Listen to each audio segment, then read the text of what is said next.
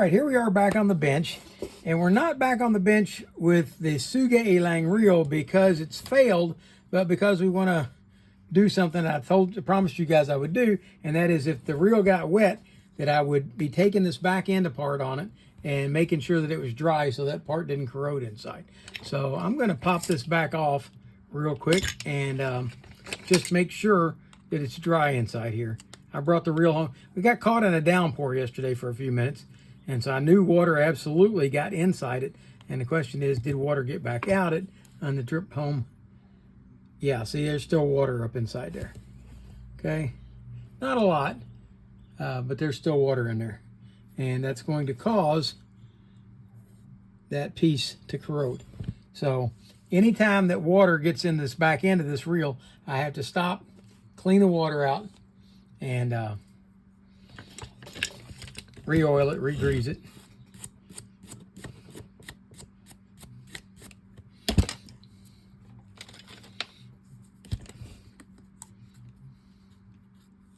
Yeah. But I did paint this to help keep it from getting corroded, and it looks like that could be helping.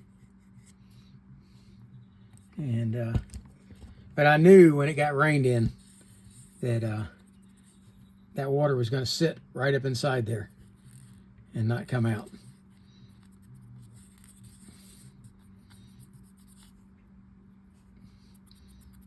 And this is actually a fault of almost every rear drag reel that I've ever encountered. They're all going to experience this problem.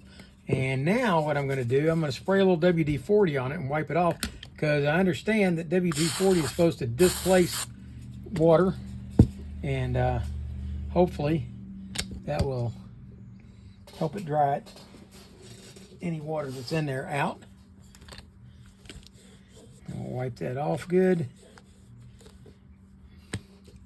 And I'm going to come back and put a coat of grease in there to help protect things.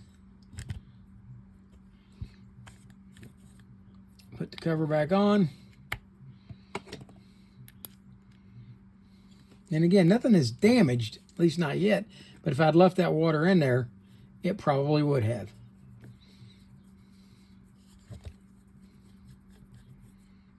Okay. Yeah. All right, and this caught a nice fish yesterday, and again, performing well.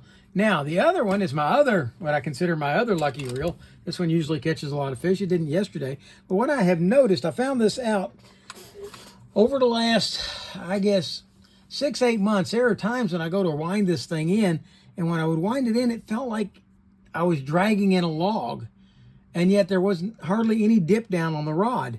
And it took me a while to figure it out, and I spotted it last week when we were out fishing. And what's happening is this line, instead of dropping down over here where it belongs on the line roller, instead it's getting trapped right there.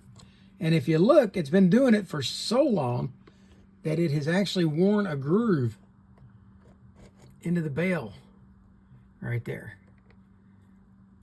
And with that sitting there like that in that groove, it's creating such a drag on this that I mean, it's really heavy feeling. So I've got to try to figure out how to prevent that from happening. And this should just slide right on over, but for some reason it's stopping right there. And I'm looking for a solution.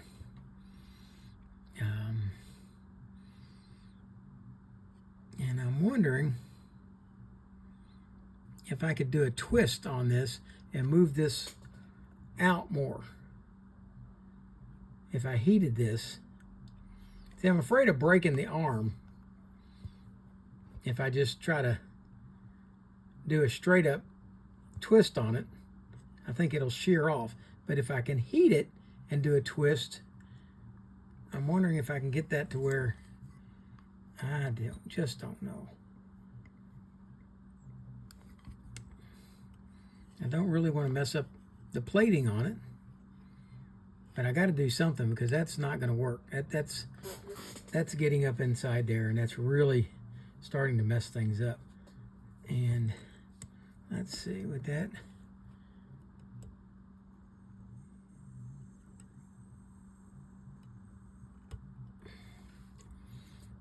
And I know I could probably just put like a bead of 5-minute epoxy and form a little ramp right there, and that would probably take care of the problem. But it just seems like such a crappy way to do it.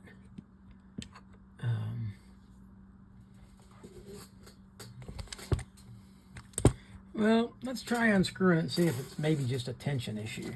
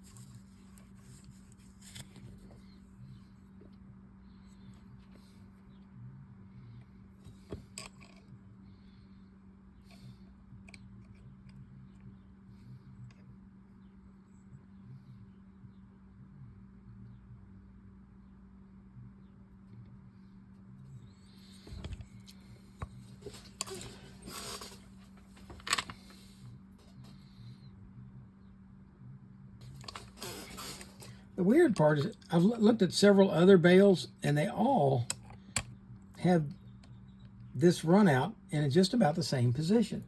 So why would this be not tripping all the way? I wonder if there's something in where it stops that's not letting it get all the way back to where it's supposed to be. I wonder.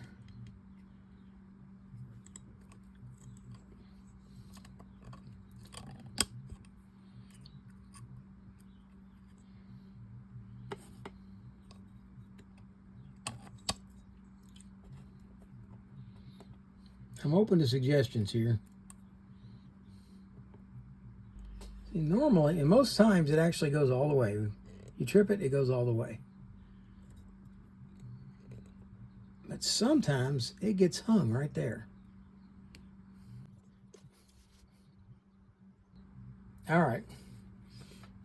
Well, I've decided that I'm going to put a bead of epoxy because I don't want to do anything that can't be reversed, and epoxy at least can be reversed. So I'm going to clean that area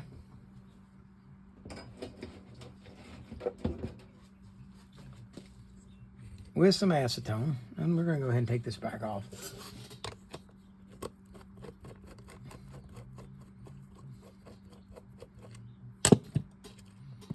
Okay, move this, remove the roller.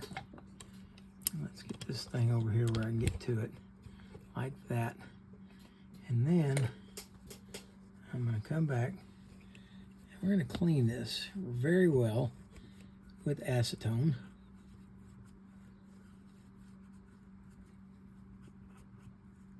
And then I'm going to mix up a little bit of epoxy and put it right there. Okay, I've got the epoxy mixed up now, and I'm just going to use a little paintbrush to put it on right there. And hopefully that will be enough to cause that line to drop on down when we wind it. We're going to zero in on that so you can see it better. What I've done. And of course, I put it on early and it wants to run down. So we'll keep an eye on that for 5 minutes.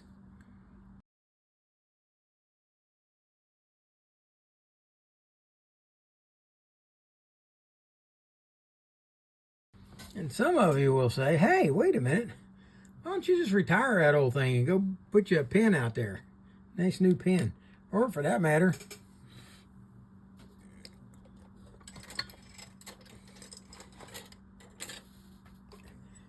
I've got this guy I could put on the boat.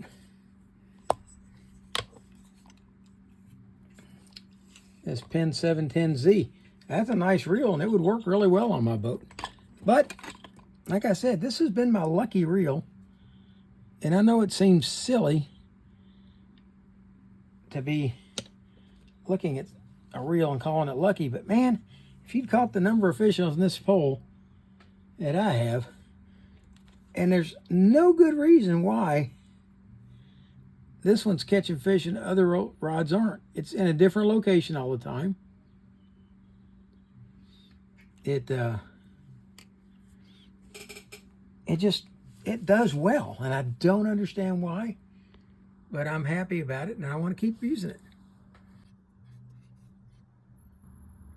I got to keep this epoxy from running down the bail wire.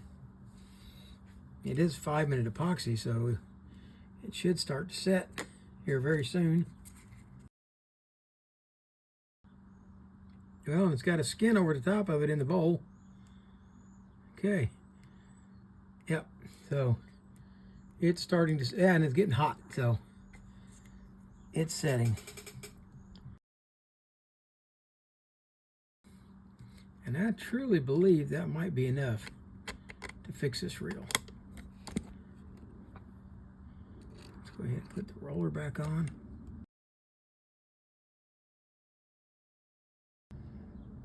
See that slight ramp? That's what I'm after. And I'm hoping that's going to be enough to cause that line to slide on up.